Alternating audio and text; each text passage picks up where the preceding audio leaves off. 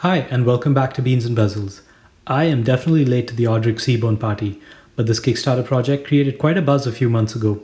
I've been talking to one of the founders for a while now, and I'm glad to finally get my hands on a prototype. Before we get into this, I should make it clear that this watch is a prototype that has been used and abused by a bunch of reviewers over the last 6 months, and its appearance should be a clear indicator of that.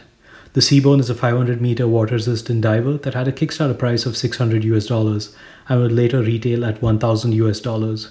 Roughly 140 backers bought this project to life, and the Seaborne was successfully funded in under 20 minutes. Let's check it out. The case is very well designed and manufactured. This 43mm diameter, 51mm lug-to-lug width, and 15.4mm tall case is mostly brushed with a few polished accents throughout. The case is very aggressively designed with terrific angular accents near the lugs and crown guards. The lugs curve down towards the wrist and extend neatly into the bracelet through appropriately designed end links. It has a bit of that integrated bracelet aesthetic going, and I like it. The side profile is very cool with a recessed surface that is horizontally brushed and houses a helium escape valve. You see a similar design on the opposite side, but is interrupted by a pair of angular crown guards and a signed and loomed crown. Unfortunately, the loom filling on this prototype seems to have chipped away during its travels.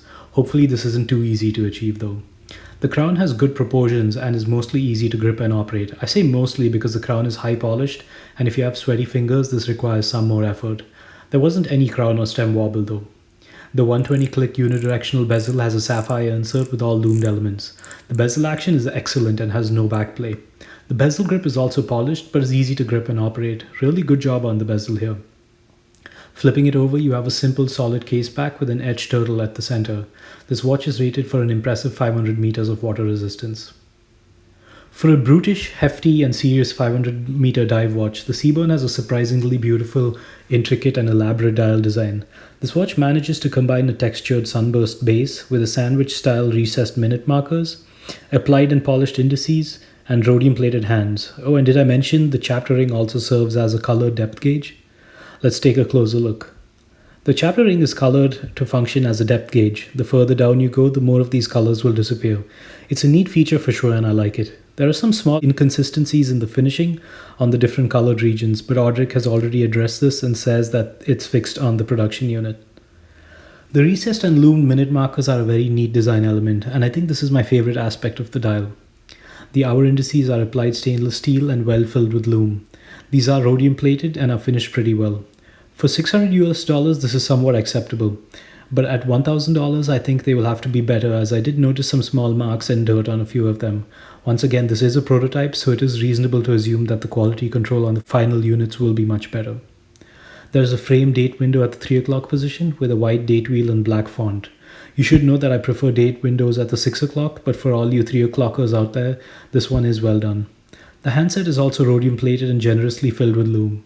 The hands do have some of the same small marks and irregularities on them, but these are only visible under a loupe or macro lens. I think the hands are well proportioned and are very easy to read. I particularly liked the lume tip seconds hand, and this one was finished quite well. Overall, for a $600 watch, there isn't much to complain about with the dial, and I would be comfortable spending that money on this. But the moment this starts costing $1,000, these minor finishing anomalies will have to be addressed. The lume layout on this watch is very cool. The recessed minute markers are also filled with lume, and this makes for quite an amazing experience. All the loomed elements are filled with BGW9 Super Luminova, and they are plenty bright and hold their charge well. The hands are particularly bright as you would want, and the second hand has a lume tip too. The bracelet, like the rest of the watch, is quite chunky. The screw-based links are well machined and have polished center links against an otherwise brushed bracelet. The end link fitment is very good in the horizontal direction, but there was some wiggle in the vertical direction. I think this is fine, and a few high-end watches do this too for some reasons I haven't figured out yet.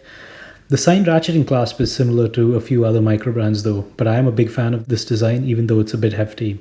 I could easily get a perfect fit, and there's even some perlage finishing on the milled inner pieces. I don't think they could have done better here. For a $600 Kickstarter and $1,000 regular retail price, you're going to want a good movement, and the Seaborne delivers with an elaborate grade sellita SW200-1. As you may already know, I like this movement and I've got it in a few of my own watches.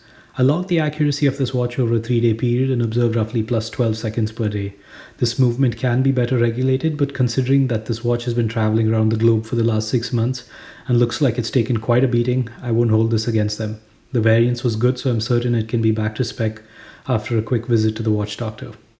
The 43mm diameter, 51mm lug-to-lug width and 15.4mm case is larger than any watch I would buy for my modest 6¼ wrist.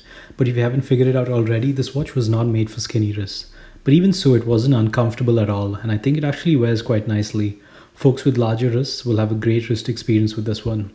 The hefty 180 grams is distributed quite nicely, and the flat case back and curved lugs help it sit low on my wrist and wrap around it well. Since my wrist size is clearly not within the target demographic, I won't say much more. At $600 I think this is a pretty solid purchase. You're getting a hefty and well-manufactured case and bracelet, a very intricate dial, great lume, and a pretty good movement. This watch is not for skinny wrists unless you prefer to wear slightly oversized watches. But for those looking for a larger watch and those that have already backed this project, I think you're going to enjoy this piece. But is it worth the $1,000 retail price? I'm going to reserve my opinion until I see the final production units.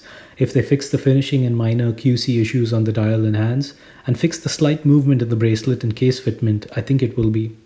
They have indicated on Kickstarter that these problems have already been addressed in the final production units, and a recent post on Kickstarter indicates that they're still on schedule for a December delivery.